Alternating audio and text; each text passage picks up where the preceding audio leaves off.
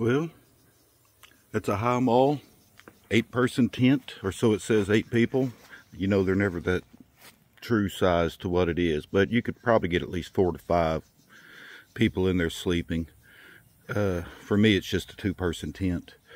It is 14 feet across, 7 feet wide, 76 inches tall. It's roomy because I'm a little over 6 foot and I can stand up in the middle of it, not on the ends, of course. It's got a spot down there for electrical outlet to be put in. Of course, I don't have it tied down. I just set it up in the front yard to see how long it would take. And honestly, for the very first time of setting it up and not really having instructions, it took about 20 minutes by myself. And that was the rain fly and everything. On the inside, and of course I don't have it unzipped, but on the inside, there's no hooks at the top to hang a lantern, but you do have one on each end, and you've got 2 pockets, one on each end, and that's about all the storage there is. There's not a lot.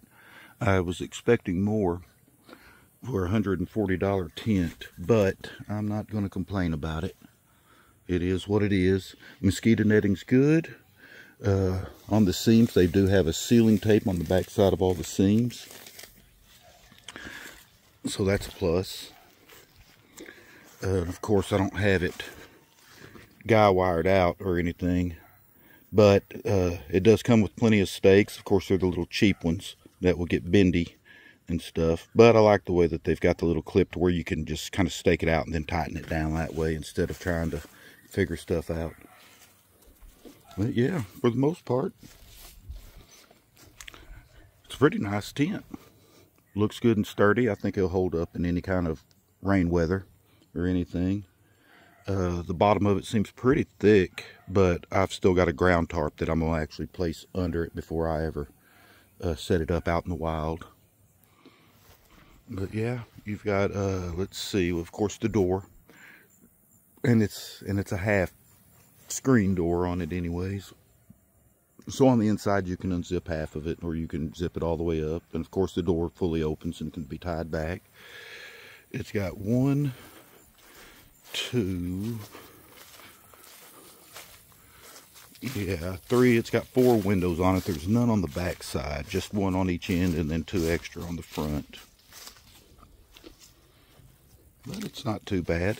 Also, for the inside, you can divide it. I didn't do that, of course, but here's a little divider thing that you can kind of hang up